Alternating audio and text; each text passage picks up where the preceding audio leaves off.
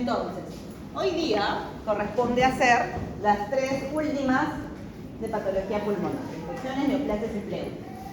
Muy bien, antes de empezar, vamos a hacerlo de una vez ahorita.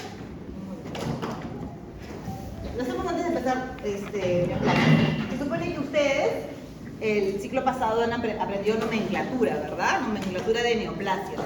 Entonces hoy día vamos a hablar de patologías utilizando nomenclatura. Entonces la idea es que ya ustedes tengan ese conocimiento claro, porque de aquí en adelante, en todas las clases, siempre vamos a hablar de neoplasias, del aparato respiratorio, digestivo, cerebro, urogenital, de todo, siempre hay neoplasias.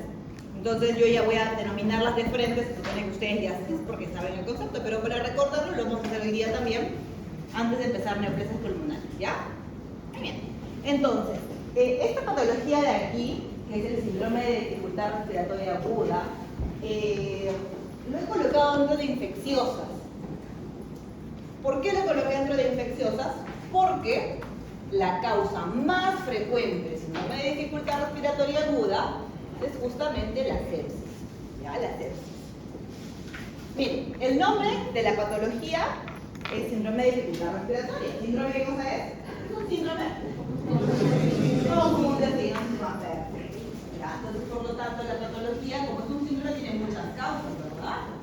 Cuando yo veo que este síndrome está generando o tiene características muy precisas que ahora vamos a ver, histopatológicas, se denominará daño alveolar. Es decir, si cumple las características microscópicas que vamos a ver a continuación, será daño alveolar. Por lo tanto, daño alveolar difuso, utilizo este diagnóstico cuando yo evidencio la microscopía, pero clínicamente se denomina síndrome de dificultad respiratoria aguda. ¿Ya? Genera hipoxemia y genera edema pulmonar bilateral no cardiogénico. ¿Por qué hago esta precisión? ¿Por qué digo que tiene que ser no cardiogénico? ¿Qué creen ustedes? ¿Por qué digo produce edema pulmonar bilateral, pero es no cardiogénico? ¿Por qué hago esta precisión? ¿Por qué? Porque no tiene origen cardíaco, doctora. Ya, obviamente, eso quiere decir no cardiogénico, ¿no? Pero ¿por qué es esta precisión? ¿Por la causa del mismo causa? Porque la causa más frecuente de edema pulmonar bilateral es cardíaco, pues, ¿no? Entonces se supone que mi paciente no tiene problemas cardíacos, ¿no? Siendo el corazón la causa más importante de edema pulmonar. Yo veo edema pulmonar, no voy a pensar yo que es esta patología, pues no. No tengo que pensar y diagnosticar una patología cardíaca, probablemente, ¿ya? Hay una patología que está de moda, o que estuvo de moda, sigue estándolo, que justamente desarrolla en esta patología daño alveolar difuso. ¿Alguien sabe cuál es? El COVID, pues. El COVID, cuando se evaluó las necropsias, se vio que estos pacientes que morían por COVID tenían un daño alveolar difuso, que es una patología grave pulmonar, genera una hipoxemia severa, que incluso no responde a altas presiones del cielo. Tú le pones oxígeno al 60%, nada, el paciente no responde a ese pulmón. ¿Por qué? Porque justamente vamos a ver ahora qué le pasa a ese pulmón. Miren, causas tenemos innumerables, desde infecciosas, que como dijimos, la causa más frecuente es la sepsis, ¿no? Una infección. Tenemos causas físicas, quemaduras, radiación. Solo por hoy van a entrar tarde, ¿ya? Por lo que yo sé que no están con el problema de la Panamericana. ¿Ya? Ok, miren, fracturas, quemaduras, radiación, toxicidad por excesiva cantidad de oxígeno, gases, sobredosis por medicamentos, coagulación intravascular seminada, pancreatitis. Miren, todas las causas, un montón. ¿Qué cosa recuerdo yo? Las más importantes en la cabeza, la sepsis, ¿ya? Ok, ¿cuál es el problema para esta patología o dónde inicia? Inicia tanto en el epitelio o en las células que cubren el alveolo. ¿Quién cubre el alveolo? ¿Qué células? Los neumocitos, pues correcto, ya todos estamos recordando, ¿verdad? Tipo 1 y tipo 2. Entonces esos neumocitos que recubren, ahí empieza. Y también en las células endoteliales de los capilares pulmonares, alveolares, ¿ok? Ahí inicia el proceso inflamatorio desencadenado por una de tantas causas que ya hemos visto, a la cabeza de la sepsis, de manera de que estas células epiteliales inducen que los macrófagos, mis célula macrófago que ya normalmente vive ahí se active. Este macrófago activado inicia la producción de interleuquina 1, factor nervioso tumoral, y conlleva la llegada de las células de la inflamación aguda. ¿Verdad? ¿Qué célula es esta? Es un polimorfo, tiene 3 núcleos. ¿Ya? Un neutrófilo polimorfo nuclear. Llegan los polimorfos, estos comienzan con una gran producción de citoquinas, proteasas, radicales de oxígeno, y generan la llegada de más polimorfos y destrucción celular. ¿Qué células destruyen? Neumocitos tipo 1, neumocitos tipo 2. Destruyen a estas células, a los neumocitos. Inducen este proceso inflamatorio, miren, también conduce a ¿qué cosa? Al filtrado de líquido, tanto en el intersticio como dentro del alveolo. ¿Cómo se llama eso? ¿Líquido en el alveolo? Edema, pues, edema. Entonces, miren, tengo muerte celular, tengo edema. Una proteína también comienza a aparecer, una proteína que es característica de la inflamación aguda, la fibrina. ¿Qué es la fibrina? Es la activación del fibrinógeno, ¿ok? Ya es una proteína que está en todo el proceso inflamatorio agudo. Todo eso junto se localiza dentro del alveolo. La unión de las células muertas, esos restos celulares, del edema y de la fibrina conlleva la formación de una estructura que se denomina membrana hialina. ¿Ya? Histopatológicamente, ¿qué cosa voy a observar? Membranas hialinas. Y acá está. Miren, tiene fases también esta patología. Vamos a la fase más relevante, más importante, que es la fase exudativa aguda, en la cual que tengo congestión capilar, obviamente los vasos sanguíneos se dilatan, edema, inflamación aguda, fibrina. ¿Y qué cosa forma esto? Miren, acá están. Ven estas membranas eosinofílicas, rosaditas intensas, que recubren las paredes alveolares. Esta es la fibrina. Esta es la membrana hialina. ¿Ok? Estas membranas hialinas. ¿En qué otra patología veo membranas hialinas? ¿Dónde? ¿En qué? ¿Dónde más veo membranas hialinas? Chicos. Déficit surfactante. ¿Cuándo es déficit surfactante? ¿En qué paciente? Neonatos prematuros. ¿Ven? Entonces, si yo tengo un paciente pediátrico que hace membranas hialinas, lo más probable es que esté en el contexto de un prematuro, porque no tengo neumocitos tipo 2. Si lo veo en un adulto, es en el contexto de un daño alveolar difuso producto de una infección, ¿no? Miren, ahí están las membranas hialinas. Hay células de la inflamación aguda. La siguiente fase es fase proliferativa ya de regeneración, pero miren, la última fase es la fase fibrótica. Por lo tanto, generalmente cuando he llegado al daño alveolar difuso, cuando ese pulmón se regenere, se regenerará con fibrosis, por lo tanto es un pulmón secular. Muchos pacientes que hicieron daño alveolar difuso importante y sobreviven al proceso del COVID, sobreviven con muchas secuelas, ¿no? ¿Por qué? Porque la última fase es la fase ya de cicatrización, de fibrosis, ¿no? O bronquiectasis, que como sabemos, también es una secuela de procesos infecciosos, ¿verdad? Muy bien. Clínicamente, como toda patología pulmonar importante, que tendré disnea, hipoxemia, cianosis, taquimia, y debido a que prácticamente tengo muchas membranas hialinas en todo el proceso, que están tapizando las paredes alveolares, por más que yo le dé un montón de oxígeno, no me responde, pues, ¿no? No responde porque no va a haber hematosis. Y obviamente en este contexto agudo, los neumocitos tipo 2 también mueren. Por lo tanto, no tengo que tampoco un pulmón rígido que yo le doy oxígeno, no responde. A la radiografía y tomografía hay un infiltrado intersticial reticular, ¿no? Miren aquí, se ve, ¿no? Como una panal de vejitas, ¿sí, no? Así se ve clásicamente las tomografías de pacientes con COVID se veían así. Muy bien, entonces nos queda claro que es daño alveolar difuso, la causa más importante, qué patología actualmente desarrollaba esta enfermedad, cómo lo diagnostico microscópicamente. ¿Ya? Siguiente. Ahora sí vamos a las infecciones pulmonares como tal, y acá tenemos a las neumonías. La causa más importante de neumonía, ¿cuál es? Bacteriana, correcto. ¿Qué bacteria? Estreptococo neumonía entre las bacterias habituales, ¿no? De numerosas actividades en la comunidad. Las neumonías bacterianas son las más importantes, no el neumococo a la cabeza la más importante. Hay otras infecciones bacterianas también, sí, vamos a conocer alguna de ellas. ¿Qué pacientes son más susceptibles? Bueno, en general, yo tengo mecanismos de protección, ¿verdad? Miren, acá tenemos toda la lista de mecanismos de protección que existen habitualmente para evitar una neumonía. Desde los pelitos nasales, ¿no?, el aparato mucociliar, pasando por las inmunoglobulinas, pasando por el reflejo de la tos. Por lo tanto, cualquier alteración en estos mecanismos de defensa hará que el paciente sea más susceptible, ¿no? Por ejemplo, ¿qué paciente? Vamos a ver aquí. ¿Qué paciente tendría yo los reflejos como la tos disminuidos o alterados?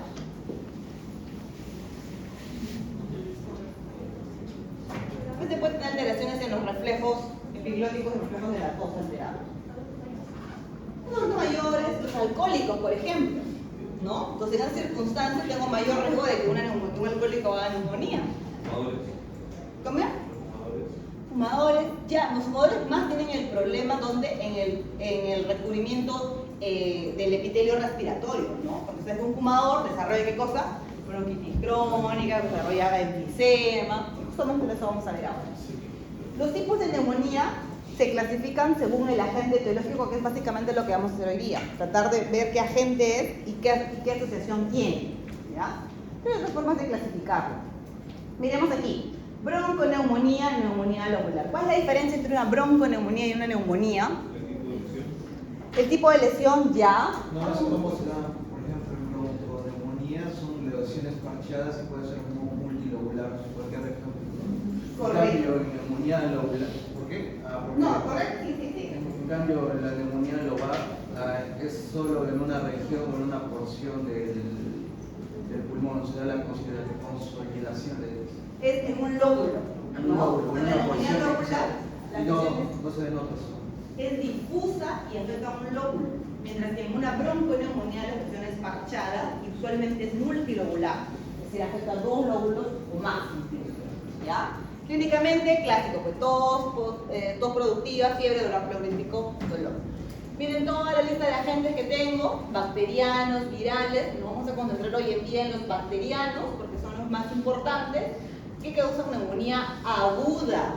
Aguda. Una causa de neumonía crónica, muchachos. No puede ser, pues. ¿Cómo no van a saber una causa de neumonía crónica más importante de todas?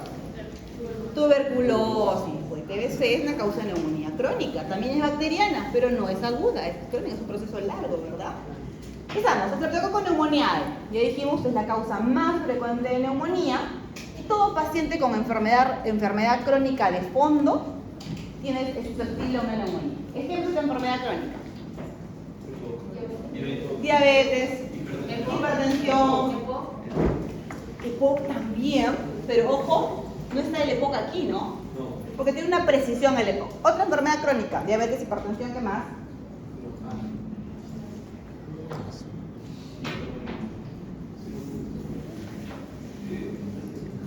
¿No hay más?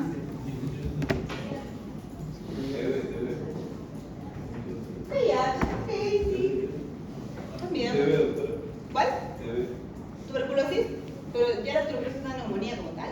Ya es una patología como tal. Ok, pero la cabeza creo que estas dos son las más importantes. Hipertensión y diabetes de lejos son, y también y la edad avanzada, usualmente son factores importantes. Entonces, como es la causa más frecuente en general, ya eso lo sabemos, usualmente cuando yo quiero diagnosticarla, me basta con el cuadro clínico.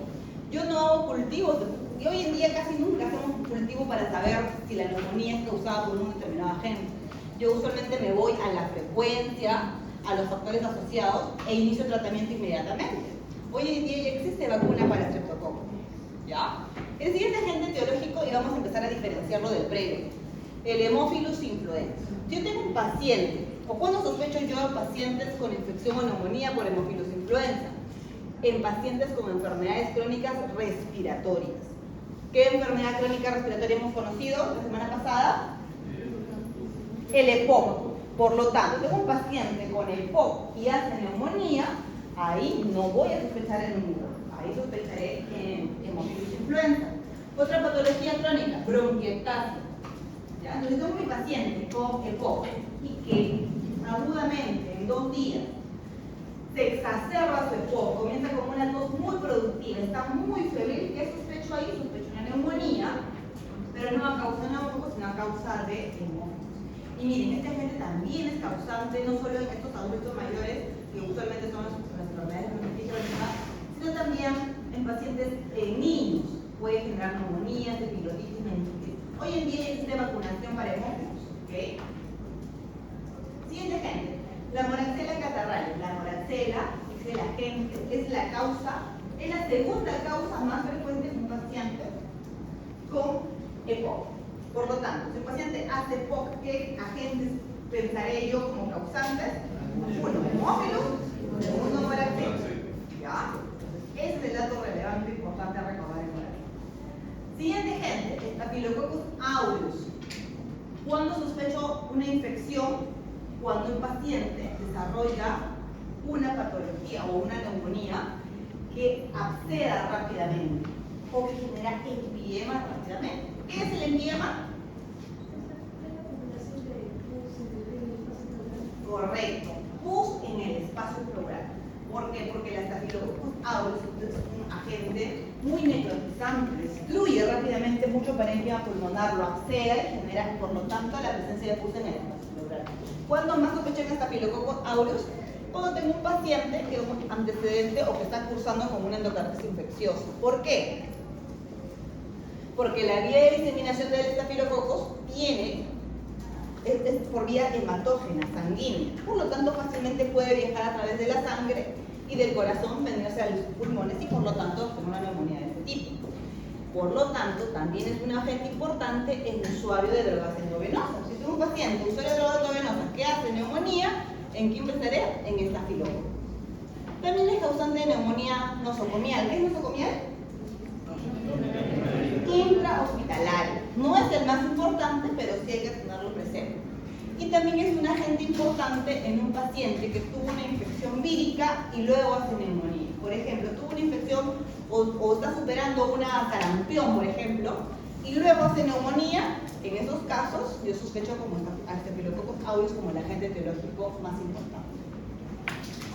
Klebsiella pneumoniae. La Klebsiella pneumoniae es el agente etiológico más frecuente en pacientes alcohólicos. Por lo tanto, tengo un paciente que es alcohólico y hace neumonía, es este agente.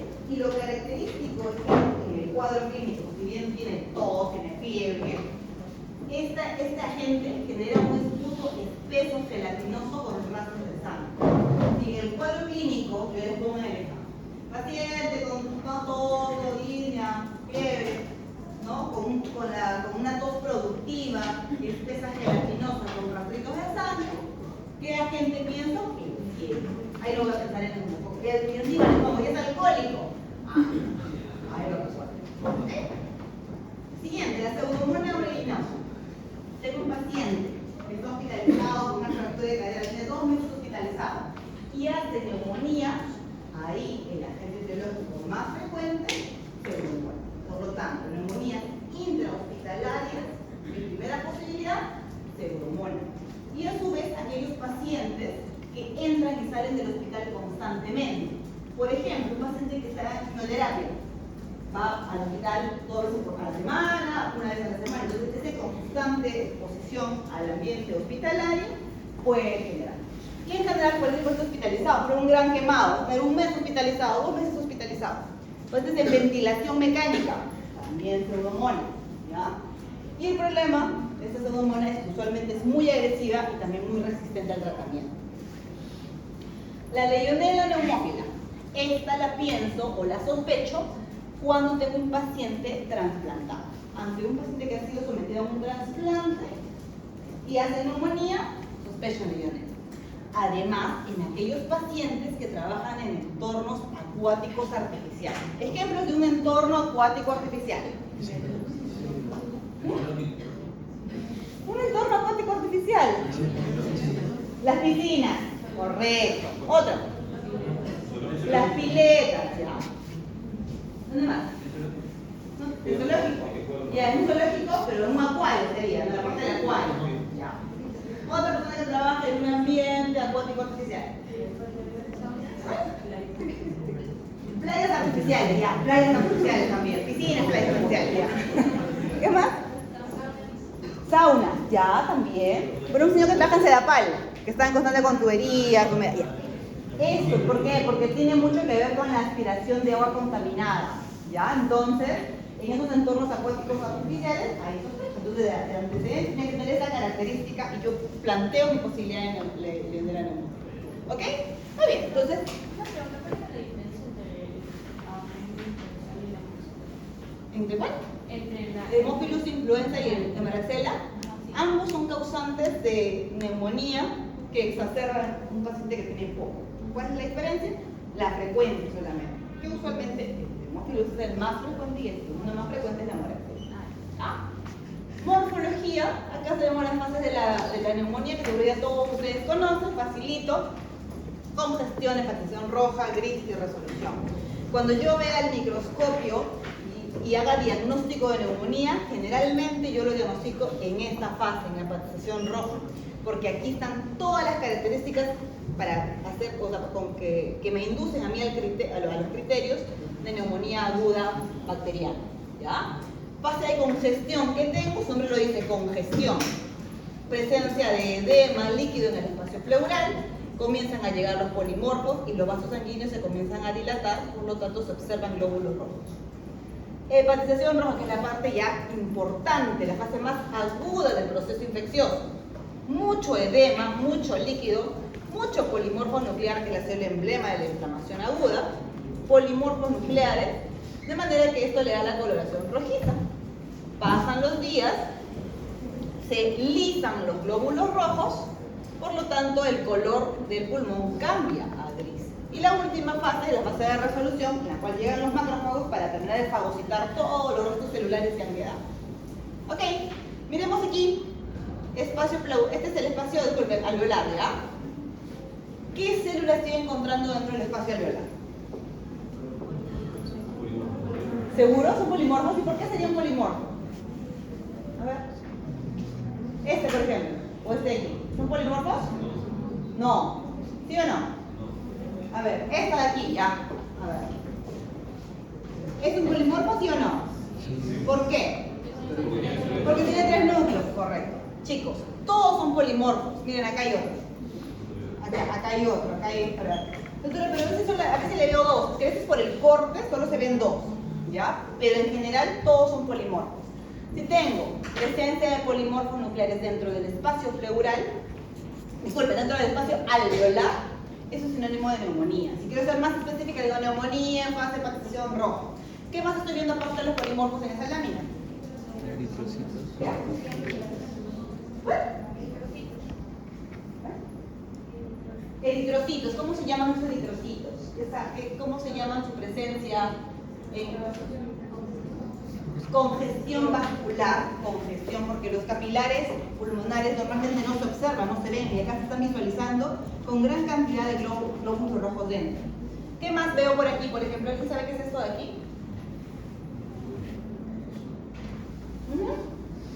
Es sudado, es líquido. Miren, acá hay líquido. ¿Ven esta sustancia eosinofílica tenue pálida? Es líquido, hay edema. Entonces, ¿cumple la característica microscópica de neumonía? Sí. Hay polimorfos en el espacio alveolar, hay congestión vascular, también hay eritrocitos dentro y edema. Esto es una neumonía aguda en fase de hepatización roja. ¿Ya? Que es el cuadro característico para diagnosticar neumonía. Muy bien, muchachos, pasamos al siguiente, que es ya neoplasia. Pero eso no es la pregunta, si es exudado, ¿sería clase de exudado? No, líquido es líquido. El exudado y transudado, la forma de diferenciarlos, ¿cuál es? Dependiendo de la cantidad de proteínas. Aquí no sabemos cuál es la cantidad de proteínas, nada de eso. No estamos viendo si está presente. Eso es líquido, ¿no? Obviamente, en el contexto de una neumonía, ¿qué cosa sería? ¿Exudado o transudado? Exudado sería, ¿no? Porque el transudado tiene como causa usualmente una patología cardíaca. ¿Ya?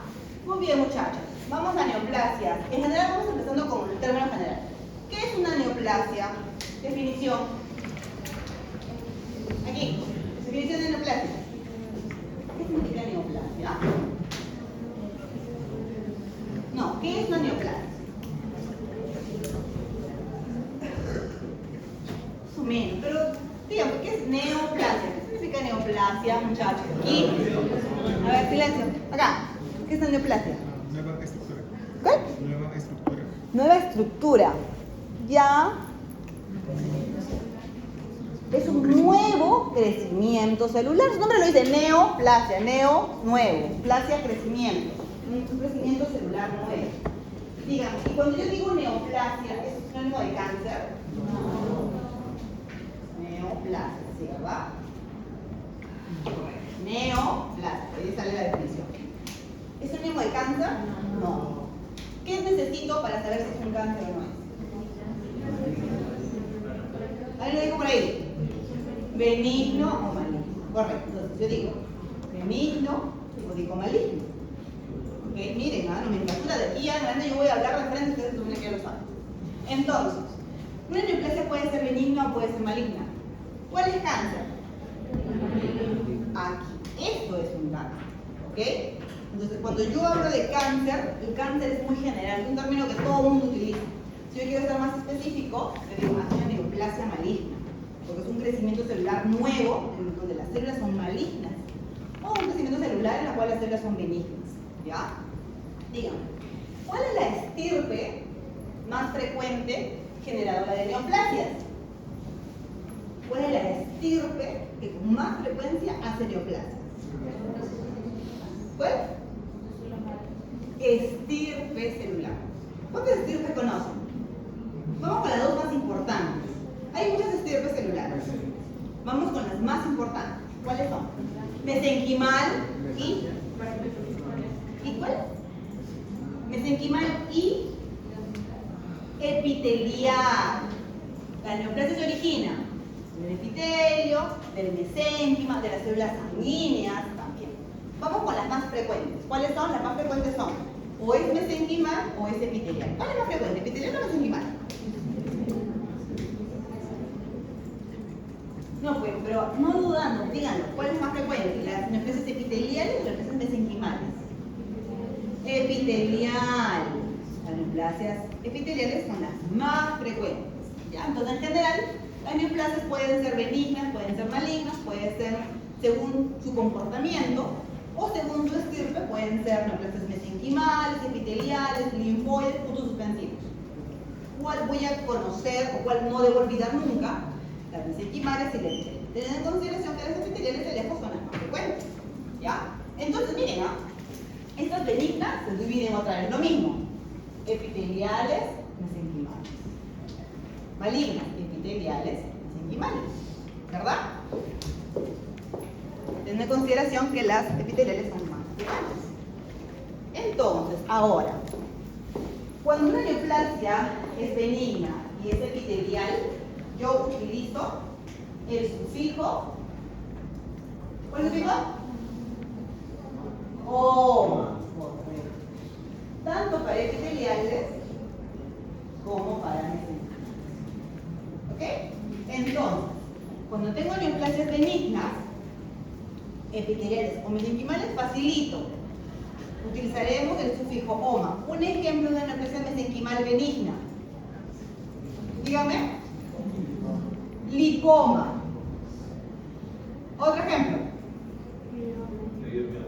Leiomioma. Y hay un montón de ejemplos, ¿ya? Y de una neoplasia epitelial benigna, papiloma.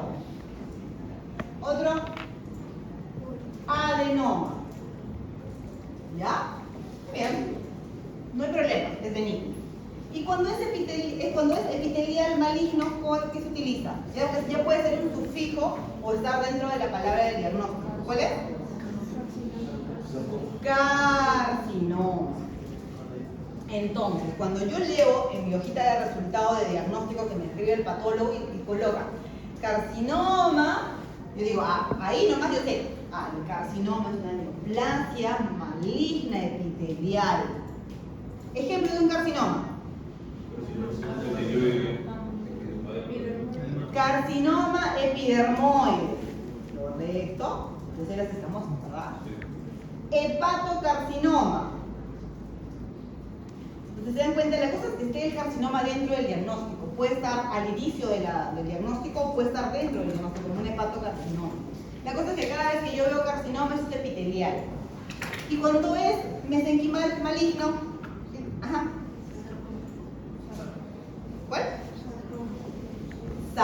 sarcoma. Sarcoma. Un ejemplo de sarcoma. Osteosarcoma. Liposarcoma. ¿Ve? Y ahí salen dos ejemplos. Ok, ya doctor, listo, ya está, ya me lo sé ya. No me voy a equivocar nunca. Lastimosamente hay excepciones a la regla, ¿no? Un ejemplo de excepción a esta regla. Linfoma.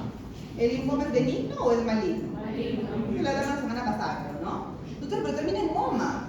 Debe ser más benigno, pues no. No. Esto es una excepción a la regla, porque es una neoplasia de células linfoides y es maligna.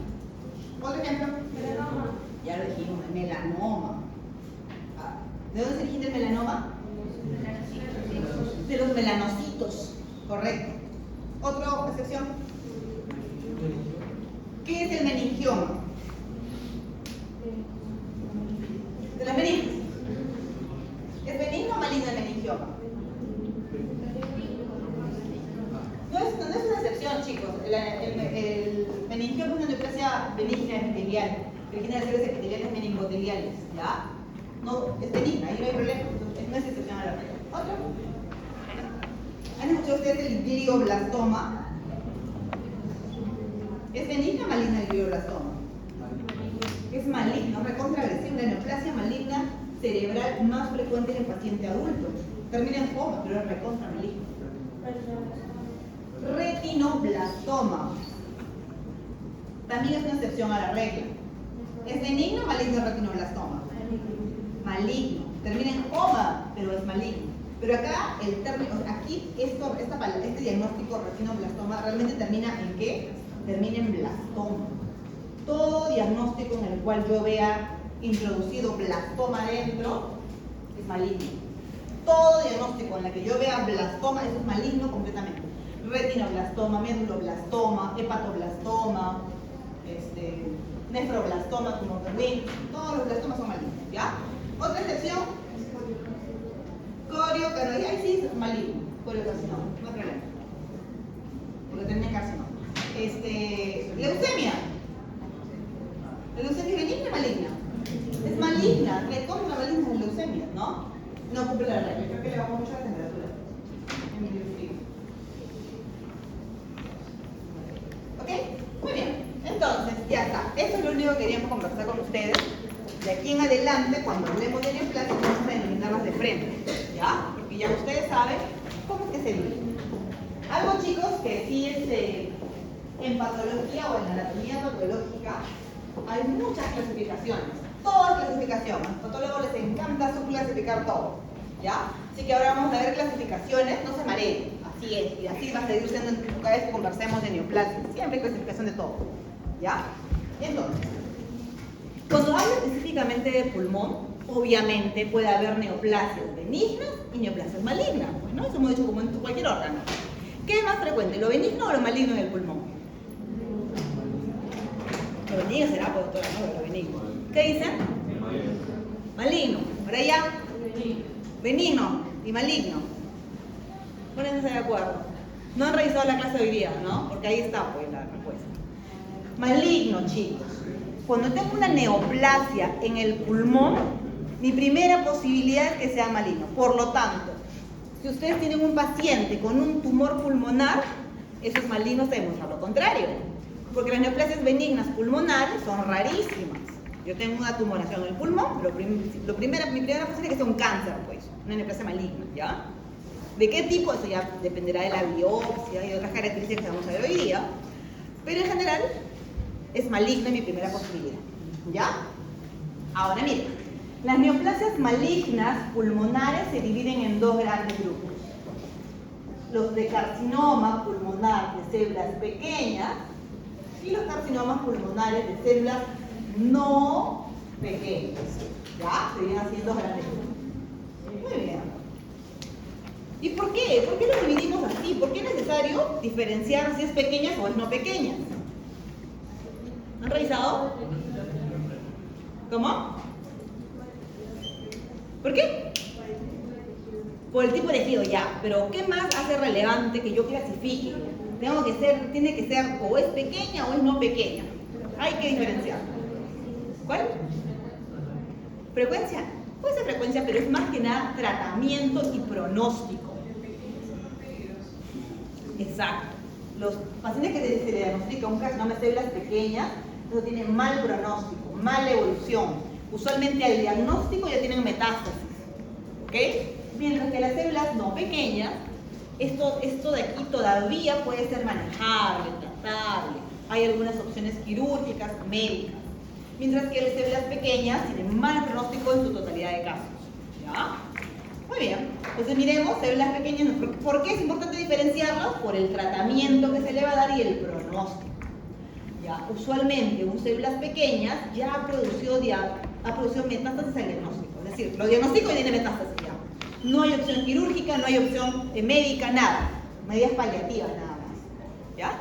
Y aquí encontramos el carcinógeno más importante para cáncer de pulmón, para las neoplasias malignas pulmonares, que es ¿cuál? Fumar. Miremos aquí.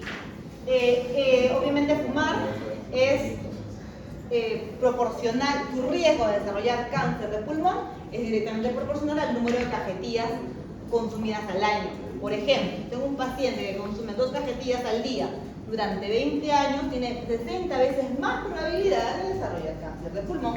¿Ok? Se ha observado que las mujeres, lastimosamente, son más susceptibles a los carcinógenos que vienen con fumar. ¿Ok? Si bien tengo un varón o una mujer, la mujer que fuma tiene más riesgo porque es más susceptible genéticamente. Dejo de fumar, disminuye el riesgo, correcto. Si el paciente deja de fumar, su riesgo disminuye. No se iguala al inicio, no llega a 0, pero se reduce. Entonces muchos pacientes dicen, bueno, como soy adicto al tabaco, dejaré de fumar, bueno, pero ahora voy a masticar tabaco. ¿Qué pasará?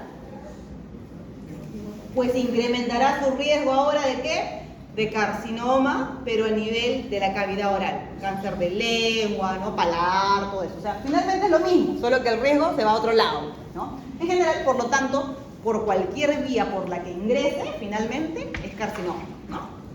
¿Se podría relacionar con las estrategias por el entorno laboral del paciente? Porque hay personas que trabajan en casinos, en lugares médicos por el de cigarros y directamente no fuman, no fuman directamente, pero como tal están. Claro, ¿cómo se llama eso? Fumadores pasivos, ¿no? Y sí, los fumadores pasivos también tienen mayor riesgo. No al riesgo, miren, de 60 veces, pero tienen un riesgo mayor.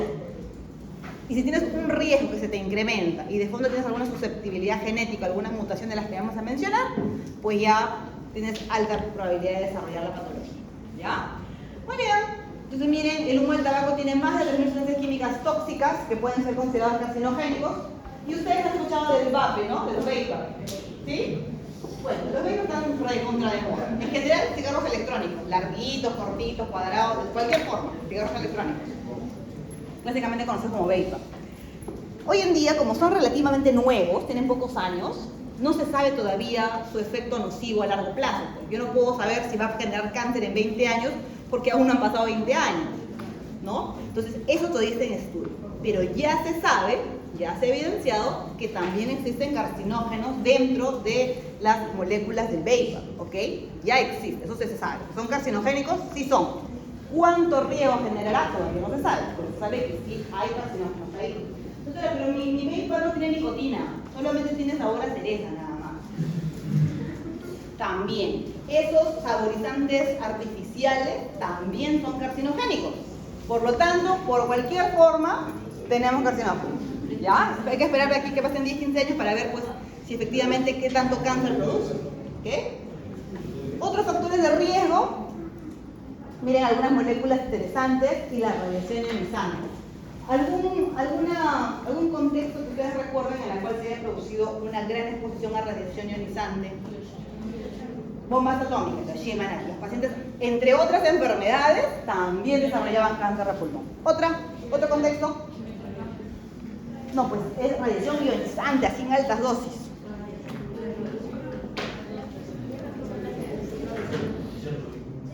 Chernobyl, correcto. Doctora, pero si le tomo una placa de tórax a mi paciente, no, pues la cantidad de radiación que se genera producto de una radiografía de tórax es pequeña, que puede ser acumulativa, sí, por lo tanto un radiólogo está más expuesto. ¿Cómo? 1000 placas. antes de hacerle 1000 placas, mejor le haces una tomografía, porque una tomografía equivale a 300 placas. ¿Ya? Entonces, una tomografía sí emite radiación, claro que sí, ¿no? Emite radiación en buena cantidad, sí. Pero usualmente una tomografía tiene que ser costo-beneficio, pues tú dices, oh, no, beneficio, en pro del beneficio del paciente. Si tú haces una tomografía a tu paciente es porque requiere la tomografía, no se la haces por rutina, ¿no? Tendrían que hacer muchas tomografías en su vida para que puedan generar esta radiación. En general, esa radiación médica que utilizamos no expone a un riesgo importante. Tendría que ser, por ejemplo, un radiólogo que está todos los días sometido al espacio de radiación, en el cual sí existe riesgo. Por eso es que los radiólogos usan como un parchecito, como un parche, como un escudito, una insignia, que ve su acumulación de radiación. Y ellos cada 6 meses más o menos tienen un espacio de licencia por radiación, de manera de que salen del hospital, ¿no? Se dispersan de ese efecto, ¿ok? Profesora, ¿qué es el gas mostaza? El gas mostaza es gases que se encuentran dentro de, por ejemplo, como el gas pimienta, ¿no? Son moléculas pequeñas, o sea, en estos casos son moléculas o sustancias que se ha encontrado que tienen riesgo, pero tendrías que estar completamente expuesto. Y aquí vamos a ver sobre todo uno que se asocia al cáncer, no de pulmón específicamente, sino al de pleura, que lo vamos a ver más adelante, ¿ya? Eso es conocimiento general, porque tendrías que estar muy expuesto a estas moléculas, ¿ya? Factores genéticos importantes, algunos genes supresores. Y acá hablamos de algunos muy específicos para un determinado cáncer. El EGFR, hay que recordarlo, y aquí para lo que es el epidermoide, la mutación del P53 y la mutación de este supresor que es el CDKN2A. Y para el de células pequeñas, la mutación del P53 otra vez y del RB, que es el del retinoblastoma. Así se llama el gen, no es porque tenga la enfermedad. Vamos a comentar. Muy bien, entonces, esta clasificación relativamente no es nueva, ya tiene 10 años casi, ¿no? De todos los tumores pulmonares. Antes había, ¿ustedes han escuchado el carcinoma broncogénico? ¿Se ha escuchado, no? Por ahí lo han leído quizás. El carcinoma broncogénico como tal ya no existe. Se borró y se le ha puesto nuevos nombres, una nueva denominación a todas las neoplasias pulmonares para mejorar su clasificación. En general, cuando yo hablo de neoplasias pulmonares, de lejos las epiteliales, como dijimos, son las más frecuentes. Y dentro de las epiteliales, las malignas son las más frecuentes. ¿Cuáles son las 4 malignas que yo no debo olvidar? Son el adenocarcinoma, el carcinoma escamoso, el carcinoma de células pequeñas y el de células grandes. Estos 4 que a su vez se van a reclasificar aquí, ¿verdad? Entonces, dentro de lo que es carcinoma pulmonar de células pequeñas, ¿quién encuentra aquí? Al carcinoma de células pequeñas, pues el mismo. ¿Ok? Y de células no pequeñas, ¿a quién encontraré aquí? El adenocarcinoma. ¿Quién más? De células grandes. ¿Quién más? Y el escamoso. Listo. Entonces, estos 4 más importantes o más relevantes se reclasifican de esta forma. Y esta clasificación me sirve a mí para el tratamiento y el pronóstico del paciente. ¿Ya? Esa es una lista solamente para que vean que miren, también hay neoplasias mesenquimales, neoplasias linfohistiocyticas, neoplasias de origen ectópico, o sea, otras neoplasias que yo no las estudio porque realmente son muy raras. ¿Ya? Vamos a concentrarnos en esta. Ahí está nuestra lista. Miren, del 1 al 4. Esta lista que tenemos aquí, que va del 1 al 4, doctor, pero ¿por qué no colocó así mejor? Pequeña y acá así, ¿no? Por recordarlo. Ok, también, pues ya yo lo he colocado acá. Pero esta lista va en base a la frecuencia. Por lo tanto, ¿cuál es el carcinoma más frecuente del pulmón? El adenocarcinoma. Como mayor probabilidad, cuando un paciente con un tumor pulmonar, mi primera opción es que sea un adenocarcinoma. ¿Ok? Luego un escamoso, luego un células pequeñas y luego un células grandes. Vamos hoy día a concentrarnos principalmente en los 3 primeros, con sus características más relevantes que me ayudarán a mí al diagnóstico. ¿Ya? Entonces, primer tumor, primera neoplasia, el adenoma, que dijimos bien que es el más frecuente, miren, no está asociado al tabaquismo. Por lo tanto, hoy en día la neoplasia maligna más frecuente en el pulmón no se asocia al tabaquismo. ¿Ok? ¿Y quiénes son más susceptibles? Las mujeres menores de 45 años, obviamente no fumadoras. Por lo tanto, tengo una paciente, mujer de 45 años, que llega con un tumor pulmonar. Mi primera posibilidad, tumor o neoplasia maligna del pulmón. Por frecuencia, mi primera opción es que sea un adenocarcinoma. El adenocarcinoma característicamente, miren, acá se ve un poquito, ¿no? Pero acá se ve mejor. Crece en las partes más distales o en las partes periféricas del parénquima pulmonar. Acá está mi pulmón, en la periferia, aquí crecen los adenocarcinomas. ¿Ok? Por lo tanto, ¿cómo podría biopsiar este tumor? ¿A mí se le ocurre? ¿Cómo lo podría yo biopsiar? Porque tengo que obtener una muestrita, ¿no? Si bien esta es mi probabilidad más importante, el diagnóstico es por histopatología, ¿no? ¿Cómo lo biopsio? Por el espacio intercostal.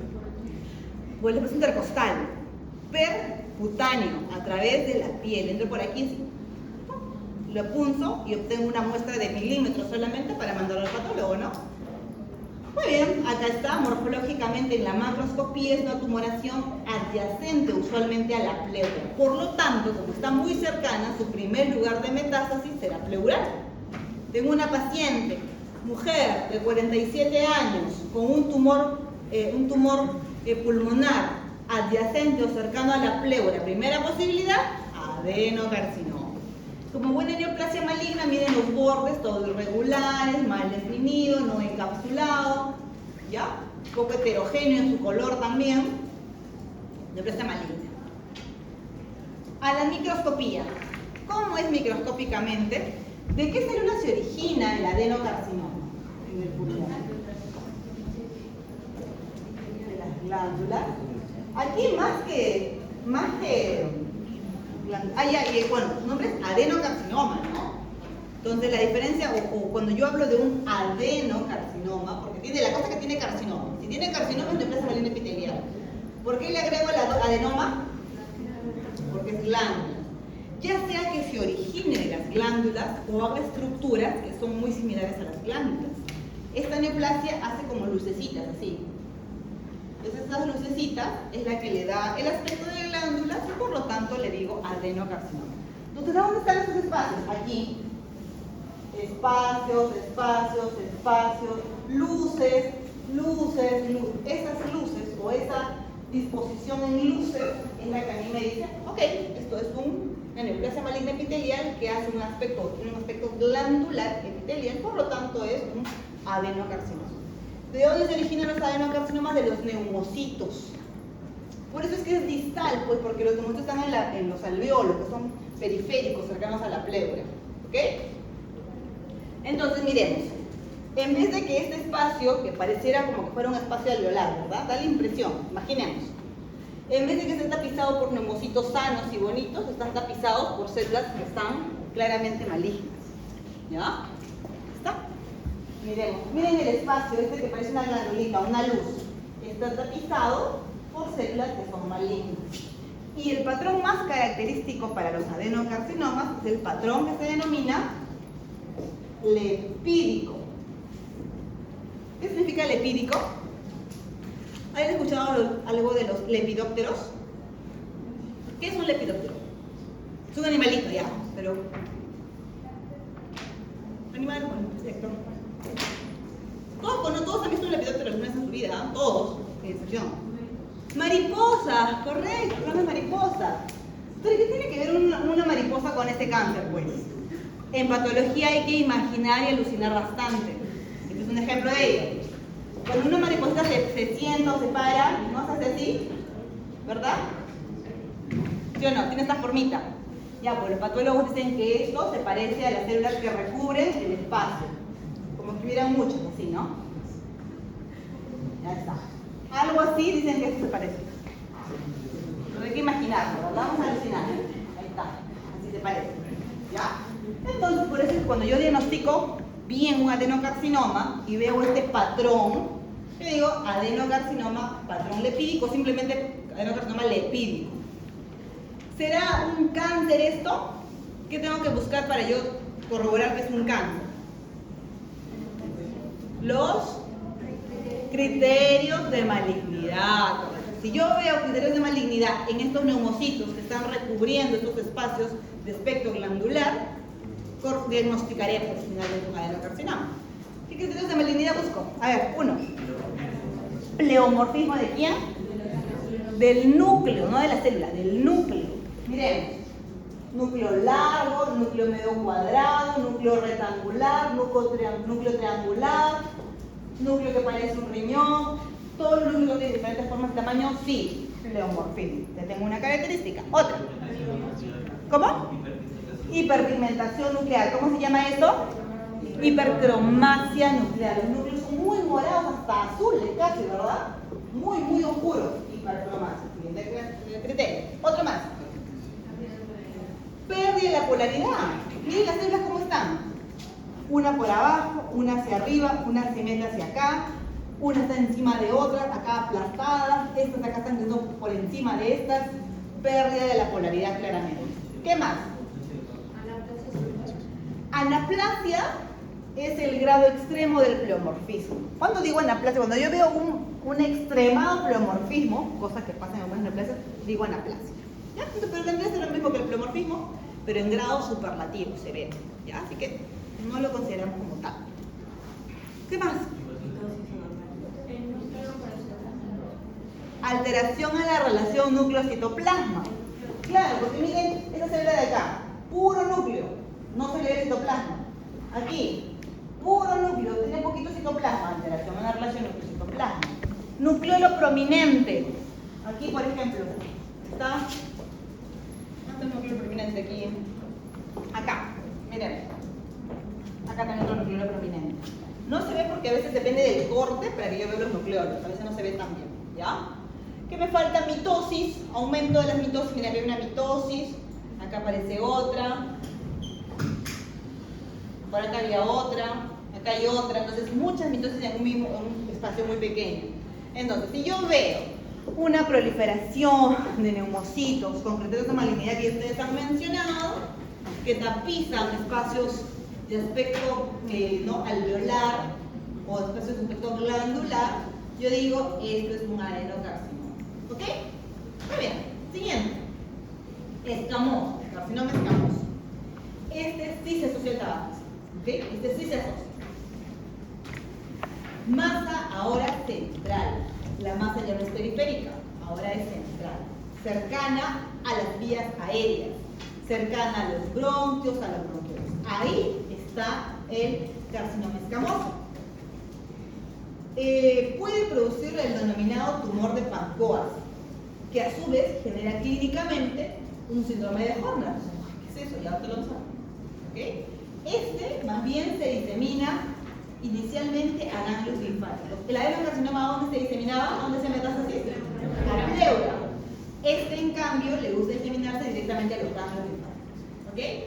Son de gran tamaño, con necrosis y cavitaciones, y pueden hacer como síndrome paraneoplásico hipercalcémico. Se cursa con una hipercalcemia importante. ¿Ok? Miremos el tumor. Bordes irregulares, mal definido, necrosis, hemorragia, claramente maligno. Sí, ¿no? Yo no tendría dudas. No tendría dudas que ese tumor es maligno, con esa coloración, ese tamaño, esa forma. Además, estoy viendo en una necropsia. Y miremos, miren cercano a las vías aéreas principales, cercano al bronquio, ¿no? O producto, o en una de sus ramificaciones, ahí se produce el tumor. Muy bien, ¿alguno de ustedes me explica? Digo, carcinoma escamoso, ¿no? Epidermoide, o sea, epitelio escamoso. ¿Cómo el epitelio escamoso llega al pulmón? ¿Hay epitelio escamoso normalmente en el pulmón? ¿Qué epitelio cubre las vías respiratorias? Epitelio respiratorio, ¿no?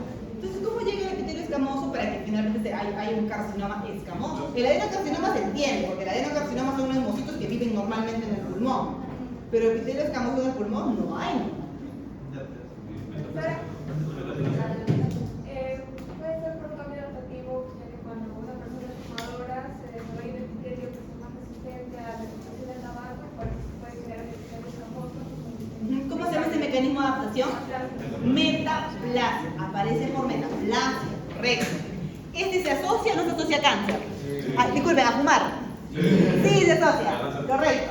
Miren, este es el epitelio pseudoestratificado, cilíndrico, ciliado. Ahí está, qué bonito. Es un epitelio especializado que produce moco, cuyos cilios movilizan las secreciones, ayudan a eliminar bacterias, virus, todo. Es un epitelio sumamente especializado. Y tú fumas, vapeas encima todavía. Este epitelio, ¿qué cosa busca? Proteger a que se adapta a un medio nocivo, a una noxa. Por lo tanto, se convierte en un epitelio que tolere mejor pues, toda esa noxa.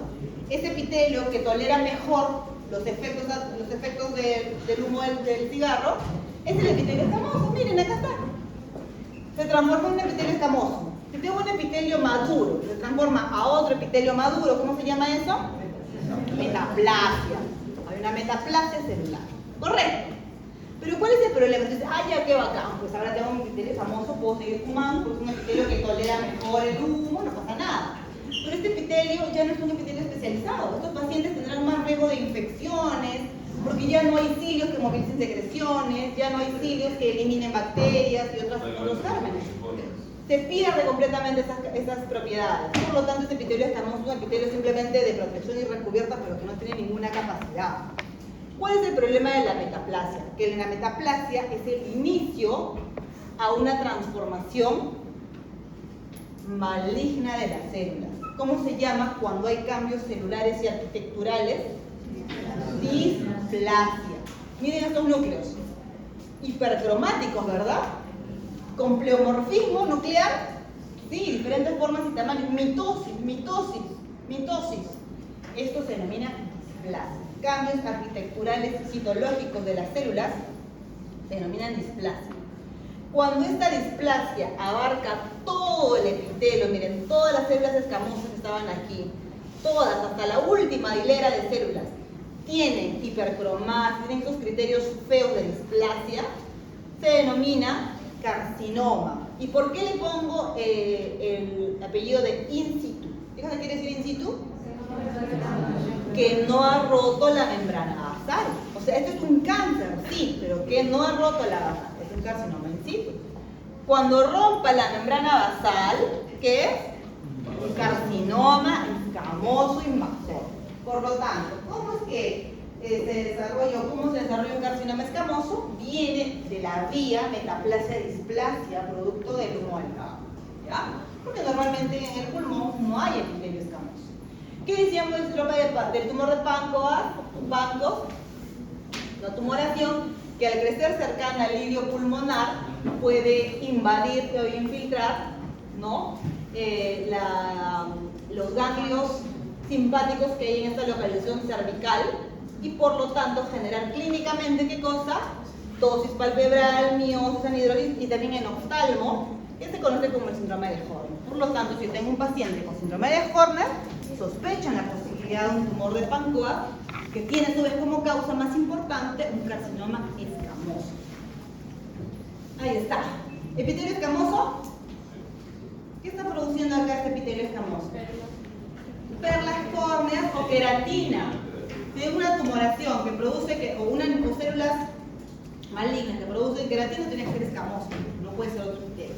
¿Ok? ¿Tiene criterios de malignidad? ¿Qué dicen ustedes? Claro, miren, hipercromasia, pleomorfismo. Yo tengo una proliferación de células con hipercromasia, pleomorfismo, alteración, mitosis, y que a su vez produce perlas córneas. Primera posibilidad, carcinoma escamoso. Y además me dicen, una paciente que fuma, 3 cajetillas al día durante hace 15 años, 20 años, ya, tengo todo, factor de riesgo, y aparte de la tomografía me dicen que está creciendo a nivel central, cercano al hilio, ya que tengo localización, clínica, antecedentes, tengo microscopía, no hay duda, es un escamoso, ¿verdad?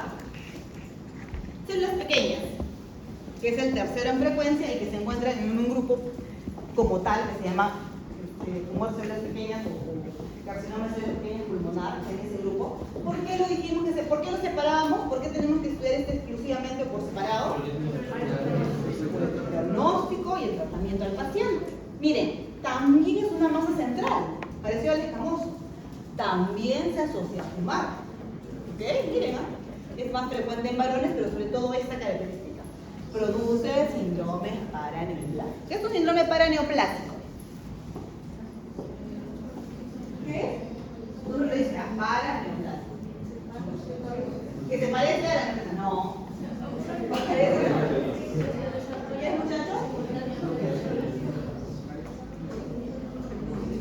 ¿Qué es un síndrome? Empezando por ahí. ¿Qué es un síndrome? Un conjunto de signos distintos que se parecen a una neoplásica. No, para no viene de parecido. Para viene de paralelo. ¿Ya? Entiendan, entendamos que quede ya esto que aquí adelante porque siempre vamos a hablar de una para neoplásica. ¿Qué significa? Son signos y síntomas que se producen de forma que coexisten con un paciente que tiene un cáncer, pero que no son debidos al cáncer. Porque un paciente con cáncer de pulmón, ¿qué cosas creo yo? Tos, hemorroides, quizás dolor torácico, son síntomas producto de la neoplasia. Pero este paciente va a hacer signos y síntomas que no tienen nada que ver con la tumoración, con su localización, nada. ¿Ok? Por ejemplo, aquí esto va de la mano con esto. Si el adenocarcinoma se origina de los neumocitos, si el carcinoma escamoso se origina o viene de la vía metaplasia de displasia, ¿de dónde se originan los carcinomas de células pequeñas? De las células neuroendocrinas. Como buena célula neuroendocrina, ¿qué tiene la capacidad de producir? Hormonas. Son justamente estas hormonas que pueden producir este carcinoma de células pequeñas las que pueden producir simultáneamente un síndrome paraneoplásico. Por ejemplo, un paciente con un tumor, un cáncer de pulmón, que comienza a hacer una obesidad central, comienza a hacer estrías abdominales, cara de luna llena. ¿Qué es eso? Un Cushing. ¿Qué estaría produciendo si es un Cushing? ACTH. Si mi tumor comienza a producir ACTH, que es el que estimula el cortisol, para que se produzca cortisol, ¿verdad? Entonces, clínicamente el paciente tendrá un Cushing. Ese Cushing tiene algo que ver con el cáncer de pulmón, no tiene absolutamente nada que ver, va paralelo al cáncer, pero no tiene absolutamente nada que ver con su localización, ¿no?, de la neoplasia. ¿Qué pasa si produce ADH? ¿Qué es ADH? La hormona antidiurética, por lo tanto hará el cuadro denominado síndrome de secreción inadecuada de hormona antidiurética, ¿verdad? ¿Qué pasará? No orina el paciente, retiene el líquido, hace hiponatremia. ¿Cómo debuta el paciente? Con confusión, está desorientado completamente. Y de fondo tiene ¿qué cosa? Un cáncer de pulmón. ¿Tiene algo que ver directamente? No, paraneoplasia. Si produce serotonina, ¿cómo se llama el cuadro característico por elevada producción de serotonina? Puede ser que se pone rojo, se hace un flushing intenso, comienzan a sudar intensamente. Se determina síndrome carcinoide. Lean un poco más, revisen todo eso para que puedan entregar el examen de esa forma, ¿no? Síndrome carcinoide. Entonces, el síndrome carcinoide es por excesiva producción de serotonina y no tiene nada que ver con el cáncer de pulmón, pero todo esto ocurre en el contexto de que estas células pequeñas tienen la capacidad de producir hormonas, porque son células neuroendocrinas. Al diagnóstico, el 80% tiene ganglios positivos. Miren, el 80% cuando lo diagnostico tiene ganglios, porque es un lugar de metástasis. ¿Ya? Miremos aquí, dijimos que es central, ¿verdad? Miren, ahí está. Bronquios, vías aéreas más importantes. Acá está el bronquio más importante, el bronquio principal que requería. Y miren aquí todo el cáncer. Bordes irregulares mal definidos, intensa necrosis. Acá también miren cómo se disemina. No hay forma de sacarlo, ¿no? Y como dijimos, no hay tratamiento quirúrgico, médico, ya no hay más que hacer. ¿Y por qué se dice células pequeñas? Porque las células microscópicamente son pequeñitas. Miren, no tienen casi nada de citoplasma, es puro núcleo nada más. Entonces tengo una proliferación de células neuroendocrinas con criterios de malignidad que ya hemos mencionado y ustedes saben cuáles son, que tienen una característica muy peculiar en su núcleo. ¿Cómo es el núcleo de una célula neuroendocrina?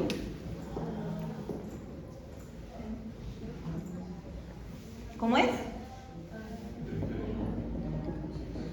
Veamos un poco más, son núcleos en sal y pimienta, como un punteadito. A ver, doctora, acá por la imagen no se ve bien, ¿ya? Pero busquen en su libro, los núcleos tienen como unos puntitos negritos y claritos. son núcleos en salipimiento. Y además, como buena célula neuroendocrina, tiene usualmente gránulos en su citoplasma. Granulitos, ¿no? Que son las hormonas que están produciendo. ¿Ya? Entonces, a la microscopía, si tengo células con escaso citoplasma, pero que tienen pleomorfismo, hipercromasia, mitosis, núcleos en sal y pimienta, gránulos eosinofílicos en el citoplasma, ¿ya? Es una neuroendocrina, ¿no? ¿Cuál neuroendocrina? Un carcinoma en células pequeñas. El resumen de todo. Como les dije, el de células grandes no lo estamos tocando, porque ya no es extremadamente raro. Como dijimos en frecuencia, ¿qué es más frecuente? El ADN. ¿Qué le sigue? El epidermoide. ¿Qué le sigue? Células pequeñas. Entonces el cuarto es el de células grandes, pero que como les digo ya no es necesario, porque es extremadamente raro. Bien, acabamos con lo que es adenocarcinoma.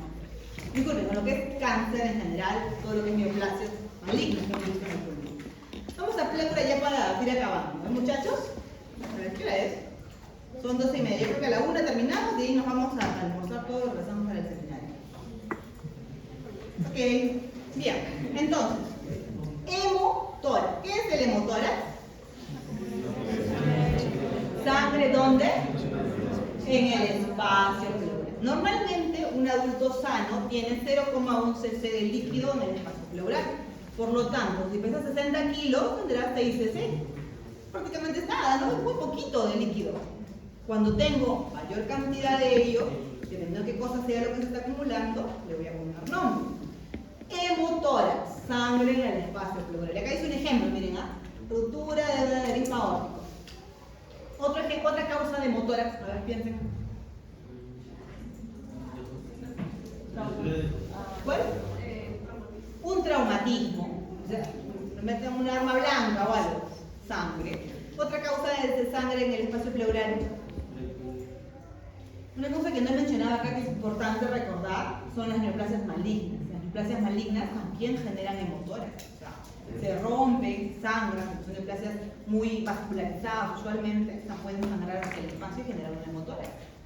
¿Qué es neumotórax? Ay, eso lo vimos la semana pasada, ¿no? En el contexto se producía un neumotórax que vimos la semana pasada.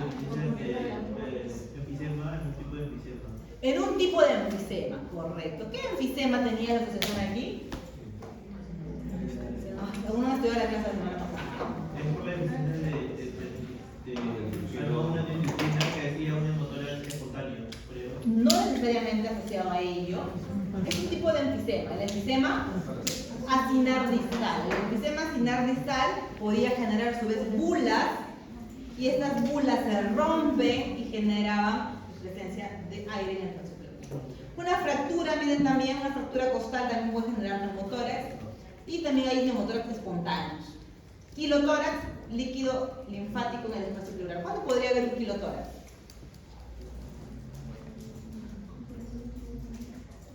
¿Cuándo hay kilotórax?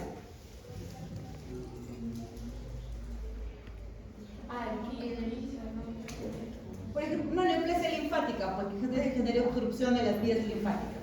Un ejemplo, un linfoma, ¿no? Correcto. Y otras neoplasias también, o disculpen, otras patologías también pueden generar algunas otras manifestaciones. Miremos, acá está el pulmoncito, y acá se acumula ya sea líquido, sangre, aire. Y el pulmón, ¿qué pasa? El pulmón se hace pequeño, se retrae. ¿Cómo se llama esa retracción del pulmón? Tiene un nombre en patología también, ¿no? En radiografía también. ¿Y cómo se llama ese colapso pulmonar? Atelectasia, me dijeron, ¿no? Ya. Entonces, generalmente cuando yo tengo derrame pleural, ya sea de líquido, ya sea de sangre, de lo que sea, esto va en el contexto de que haya una atelectasia. Yo le coloco en el examen, pongo pulmón atelectásico y ustedes saben qué cosa es atelectasia, ¿verdad? Ya saben cuál es la definición de cada término. Muy bien, vamos a radiografía. A ver, ¿qué les llama la atención aquí? Primero, ¿del lado derecho o el izquierdo es el patológico? El izquierdo, por acá dice. El derecho. ¿Derecho o izquierdo? ¿Qué está pasando en el pulmón del lado derecho? ¿Han llevado rayos? Todavía. Están llevando, ¿no?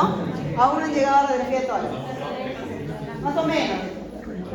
Ya, nosotros hablamos en radiografía siempre de radio lúcido y radio opaco, ¿verdad? Ya. El problema está en el lado derecho, correcto. Hay una imagen, radio opaca o radio lúcida.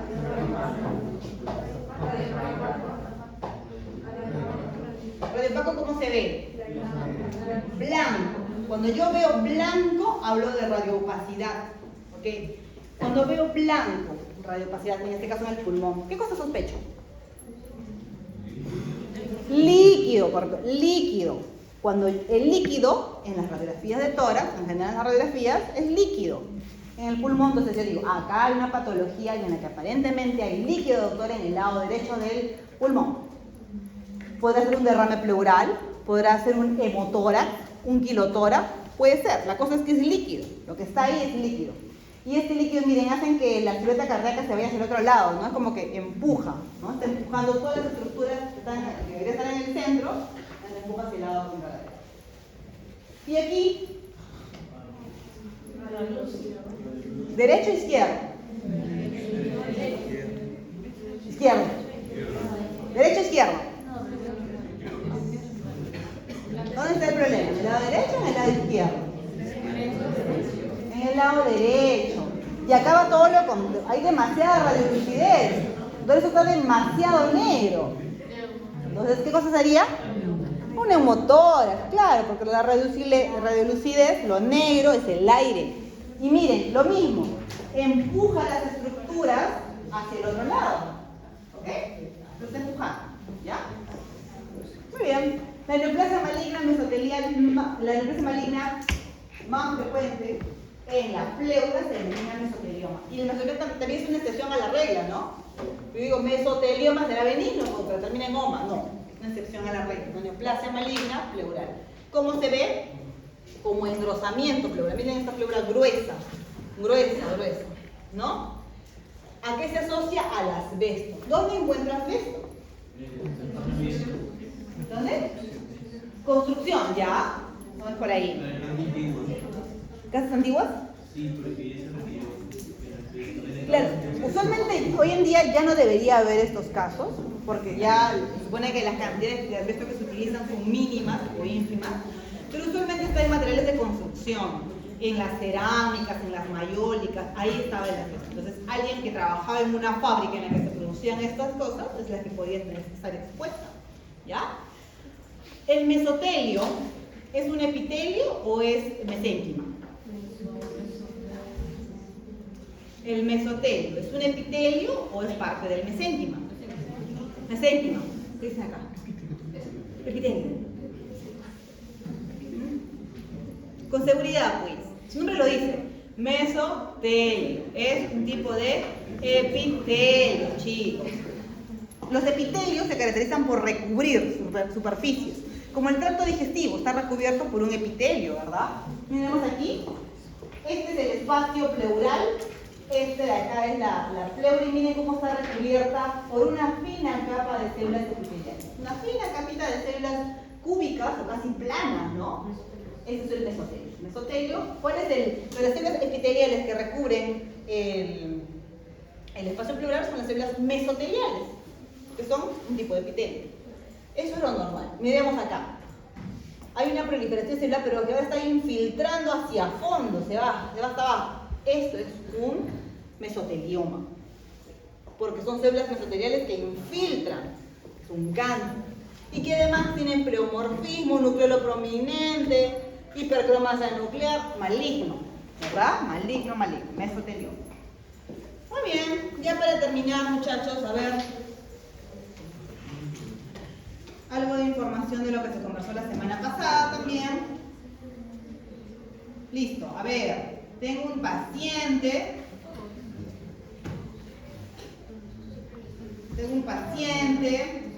de 30 años que inicia con dolor torácico agudo.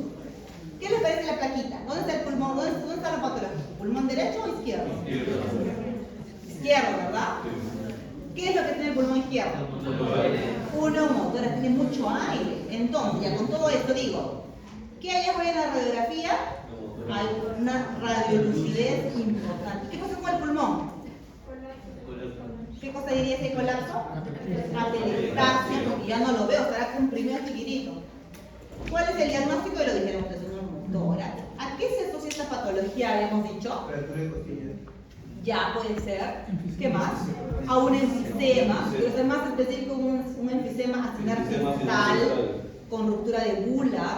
¿Vale? Miren a todo lo que llegamos a partir de una radiografía. A ver, doctora, bueno, hemos visto placas, pero creo que ahí está muy sencillo el diagnóstico, ¿no? ¿Qué le pasó a este paciente?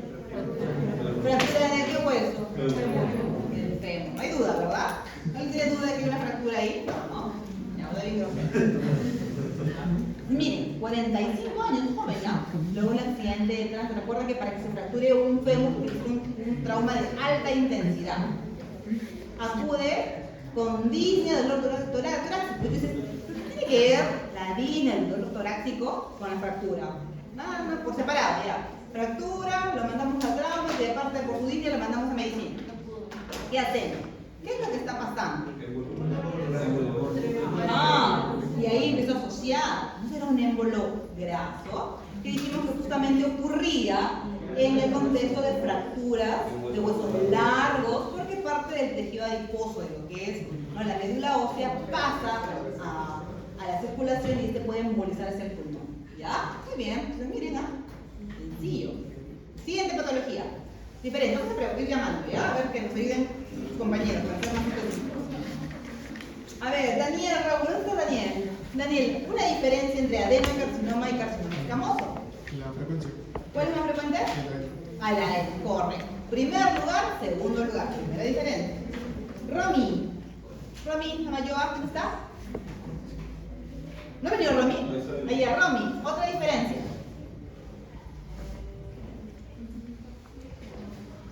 Te ayudo. ¿Cuál es periférico y cuál es central?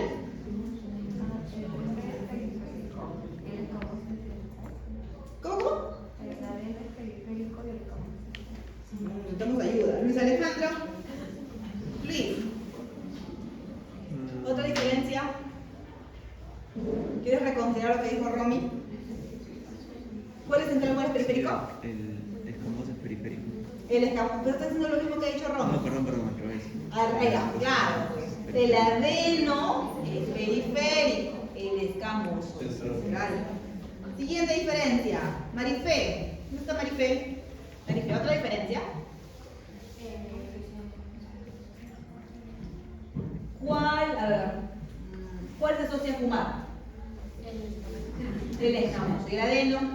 No se asocia. Otra diferencia, pues. Uno se asocia a fumar, el otro no se asocia a fumar. ¿Cuál de ellos sigue la vía metaplasia displasia? El escamoso. Otra diferencia, ¿no? Tiene esa vía. ¿Cuál? Claro, el escamoso hace perlascones, queratina. La célula que forma lipídico.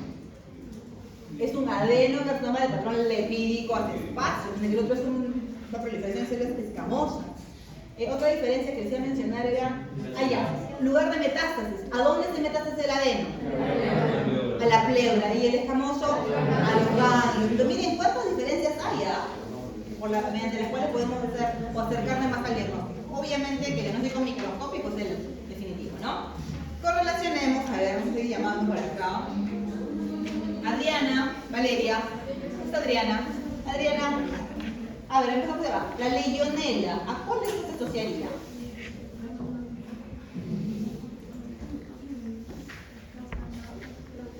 No, Juan José. Juan José, la legionela, ¿a cuál de estos se asocia? No, sí, ¿no? Pensé que había otras alternativas. Está bien, está bien. Correcto, chicos, correcto. Lo han reconsiderado bien. Abigail. Abigail, pseudomona, ¿a qué se asocia? Neumonía intrahospitalaria. Intrahospitalaria, correcto. Carlos Enrique. Carlos Enrique. A ver, el estafilococo aureus.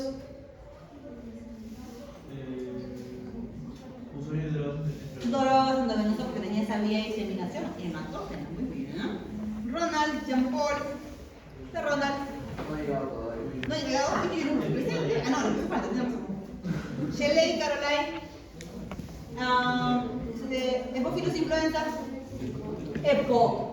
Por lo tanto, streptococo me queda con adultos mayores, que dijimos que eran adultos, o sea, ustedes son adultos mayores con una enfermedad crónica de fondo, ¿no? Muy bien, listo, eso es todo respecto a lo que sería el día de hoy. Son 10 para la 1.